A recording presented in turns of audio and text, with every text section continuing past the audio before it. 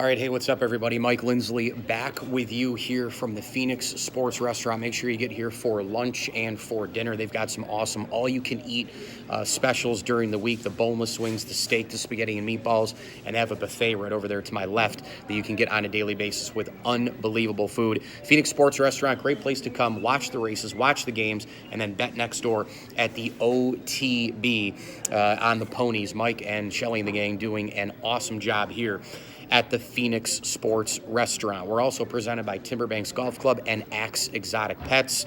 I want to get into, in this 9 minutes with Mike Lindsley video on IGTV, YouTube, and Facebook, a little bit about the offenses in football. You know, everybody wants to come out and say, well, everything's cyclical, and there's going to be the running game's going to come back at some point where defense is going to win championships again, and you're going to run the football to set up the pass and all the other things, sort of thing, like the 80s and 90s, even though somebody named Bill Walsh was actually thinking of it differently, where he actually threw the West Coast offense and the passes and the yards after the catch and all the rest. He used the pass to set up the run, believe it or not, way back when he was with the Bengals, and then obviously after that with the San Francisco 49ers winning multiple Super Bowl championships. But when you take a look at this situation with offenses in football, look, I understand the dynamic nature of the running back. I understand how good, when healthy, a Le'Veon Bell can be, how good when healthy, and 110% a Todd Gurley can be, a Kareem Hunt with the Kansas City Chiefs. But the reality is it's all about slinging it all over the place, 30, 40, sometimes 50 times a game in both college football and the NFL. And I don't think that it's going to change anytime soon, because here's what's happening. As we evolve with offenses, and as we see more teams hire more offensive minds, playbooks, all they do is get expanded. And a more important thing to realize is that once somebody has a new idea and it works, a team is then going to copy that. Trust me when I tell you, it's a copycat league in both college football and in the NFL. Think about that Eagles Super Bowl trick play that they ran. All of a sudden, teams now are maybe trying that play. A couple tried maybe in preseason, and teams have that now. Let's try that. Let's learn that.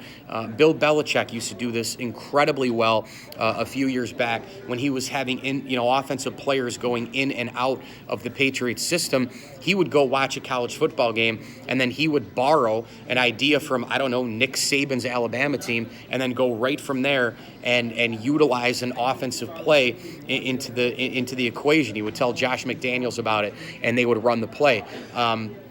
This is a copycat league, and all these offensive guys are going to get jobs eventually in the NFL as well. And more guys then who are ready to coach major Division I programs who can't get a spot right now because there aren't jobs open in certain places. That's going to open the door up for those guys as well. Everybody is thinking offense right now, which has to concern you if you're a Bills fan or a Jets fan because they have defensive coaches. It's got to concern you if you're a fan of any team that hires a defensive mind as a head coach, because we are in an offensive world. We are in a quarterback world as well.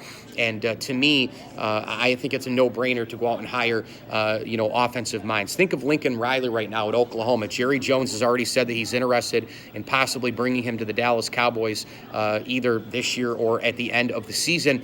Lincoln Riley is one of the hot names out there. Look at Matt Nagy. He's a guy who was with Kansas City in the Andy Reid coaching tree that we hear so much about. Matt Nagy now kicking ass with the Chicago Bears, play calling and wizardry offensively, making Mitch Trubisky basically an average quarterback a star in that system. You look at the situation in Kansas City with Andy Reid and Patrick Mahomes now taking over the reins at quarterback, and you've got all the weapons with Tyreek Hill and Travis Kelce and Kareem Hunt and that fantastic offensive line. You take a look at Kansas City, they're running a million offensive plays. They're unstoppable. You can't slow them down. Look at the great Sean McVay in Los Angeles, running plays with Jared Goff and company, running plays with Todd Gurley. It was not that long ago when people thought that Jared Goff was basically going to be an absolute waste of time in the NFL. Fast forward to 2017, fast forward to 2018. Now we have the most high-octane offense in the NFL. You could probably challenge the Chiefs and Rams against each other. They're going to play, by the way, here in a few days, but I would take the Rams offense actually more than I would the Chiefs, and I just don't think this is going to slow down anytime soon as far as offensive innovation. Just look even at college football with, down at the goal line. You have spread formations at the goal line. You have 5 guys spread out wide and a running back not even anywhere near the quarterback. And from there, you've got maybe a quarterback sneak. Maybe you roll them out. Maybe you use a pick play and throw it to the corner. Maybe you use a fade route. There's a million different things that you can do. But just look at the formation of it. Look at Dino Babers with Syracuse right now in terms of this Orange football team playing fast offensively. Dino Babers, they spread it around. They throw the quick dart to the sideline. Then they throw it over the middle to Ravion Pierce, the tight end. Then they hit the running back for a screenplay. Then they hand it off to the running back. Then they try a bomb down the field with Nykeem Johnson.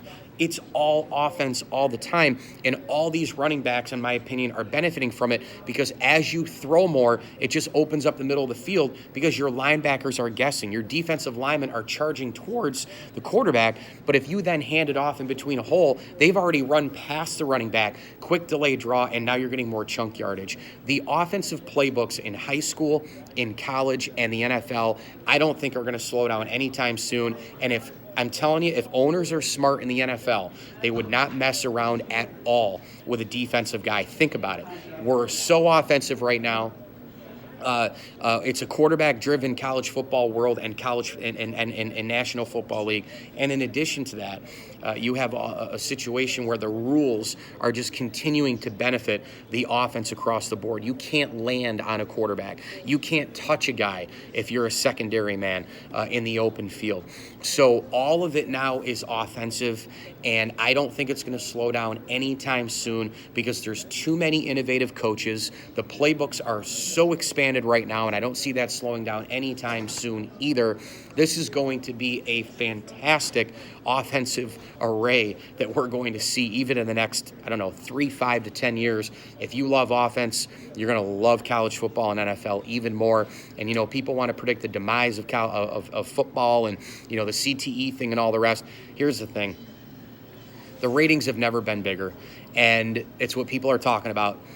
It's an unbelievable amount of offense, but it seems to be catering towards the audience. People love it. And again, you may lose 30 people in Iowa. You might lose 30 people in Central New York. You might lose 30 people, and when I say people, I mean kids, in an area that, Lawrence, Kansas, playing Pee Wee football. But the reality is the hotbed places that have football in America, they're actually growing right now. So that means that it's growing in a hotbed. They're the better players, and when you work the numbers game, more of those guys are going to go to college football anyway, and then more of those guys are going to go to the pros. I don't see anything slowing down anytime soon. And by the way, show me a ratings decline and show me a money decline, and then I'll believe football is in trouble. I'm Mike Lindsley. Thanks for watching here in 9 Minutes with me on IGTV, YouTube, and Facebook. You can hit me on Twitter at Mike L Sports. A quick reminder to get down here to the Phoenix Sports Restaurant. This place is awesome. You see the TVs in the back. You can bet on the ponies next door at the OTB. Come for lunch, come for dinner, grab a draft beer and a burger after work. Perfect place for your business meeting as well here at the Phoenix Sports Restaurant. The meals here are awesome. I've had a Parmesan haddock here. I've had the turkey club. I've had just a surf and turf burger. I've had a wide array of menu items. Mike's a fantastic cook. The staff does a great job. So get here to the Phoenix Sports Restaurant, a proud sponsor of the ML Sports Platter. As I always tell you, enjoy the games.